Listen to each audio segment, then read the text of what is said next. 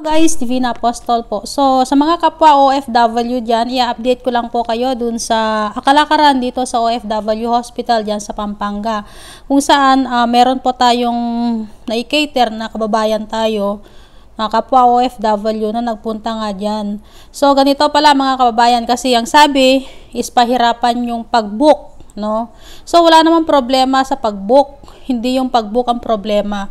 So, sa mga kapwa natin OFW, ito ay ready nyo pag pumunta kayo ng OFW hospital. Dapat updated po yung inyong PhilHealth. Yun po ang number 1 na hinahanap. Wala silang pakialam kung may online booking ka, pwede ka walk-in.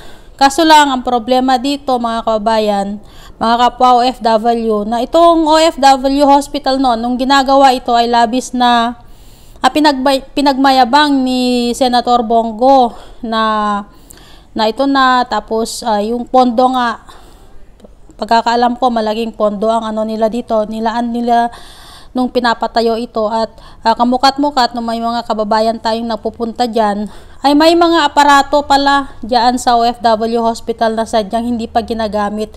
So yung mga ginamit pa lang daw doon, sabi ng ating kaibigan na pumunta dyan noon, is yung mga regular check-up lang. Ang sabi niya, may mga naoperahan din daw, mga iilan. Tapos, yung mga ibang mga aparatos hindi pa nagagamit talaga. So, yan, mga kababayan. Ito yung pinagmamalaki ni Senador Bongo noon na sadyang naghakot ng boto para iboto siya ng mga OFW nung araw na talagang pinapabango niya ang kanyang pangalan. So, yun lang ang update mga kababayan. No? Sana sa mga nanunungkulan na mga politiko, mga nanunungkulan sa ating gobyerno dyan, sana wag ilagay sa isang lugar yung isang yung ganitong klase ng serbisyo kasi wala rin siya. Dapat ilagay sa mga probinsya kasi kapag halimbawa taga Cagayan ka, alangan na napupunta ka pa sa Pampanga para lang magpa-check up, di ba mga kabayan? Tapos ang daming mga requirements na hinihingi maliban dun sa sa PhilHealth daw. May mga complaint tayong natanggap dyan. Kaya pala nanahimik na itong si Senador Bongo na dati talagang pinagmamalaki ito kasi ganitong palpak yung OFW hospital kasi hindi naman masyadong nagagamit. So yung sabi ng ating mga kababayan nung na-i-post ko to sa aming grupo, ang sabi nila is daw yung silbi na OFW hospital, tapos may mga lang daw, pahirapan daw yung booking. Tapos may mga aparatos na hindi pa nagagamit, 'di ba? So, sana sa mga politiko is sikapin nila na yung buong bansa is is yung mga hospital is magkaroon talaga ng maayos na healthcare, 'di ba? Para lalo na sa ating mga kapwa OFW, mga katulad nating mga OFW. Kasi napaka-costly kung ikaw nasa malayong lugar pa mga kababayan, tapos pupunta ka ng Pampanga para lang magpa-check up, o di ba? Kung pumunta ka sa provincial hospital ninyo, nandiyan na lahat, may CT scan diyan, may ultrasound na kahit papaano maibigay na libre sa ating mga kapwa OFW. Edi yun sana maganda, di ba? Para sa akin, parang waste of money at waste of time lang yung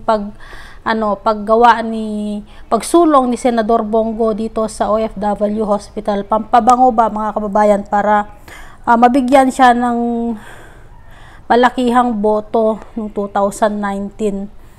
Di ba? Mga palpak. Nagsayang lang ng pondo ng Pilipinas, nagsayang lang ng pera ng mga taxpayer itong OFW hospital, tapos ganun pala na hindi rin pala maayos yung serbisyo mga kababayan. So yan lang po mga kababayan, pero dun sa malapit sa Pampanga, be sure po na updated po ang inyong PhilHealth. Updated siya, kabayaran nyo kahit mga 3 months lang, tapos punta kayo dun magpa-check up kung kasi nag-ooperate po sila, may operation din silang ginagawa, pero minor operation lang, hindi yung malakihang operasyon mga kababayan. So yun lang po mga kababayan, mga kapwa OFW, sana spread nyo itong news na to kasi para para malaman din ng iba na malay nyo malapit sila sa Pampanga pero pwede silang pumunta doon na magpa-check up, diba? Pero sa akin po, nasa norte, malayo po sa Pampanga, so parang hindi ko gagawin na pupunta dyan sa Pampanga para magpa-check up lang mga kababayan. So kasi nga doon sa pamasahe na lang, 'di ba? Doon sa time ng travel time is talagang mahaba siya. Iwan ko, siguro nasa 7 hours yung biyahe din kung Cagayan hanggang Pampanga. So how much more sa mga OFW nating nakatira sa Mindanao, sa Visayas, 'di ba? So yun lang po mga kababayan, sana i-share natin sa mga kapwa natin OFW para wag nang umasa, 'di ba? So yun lang po.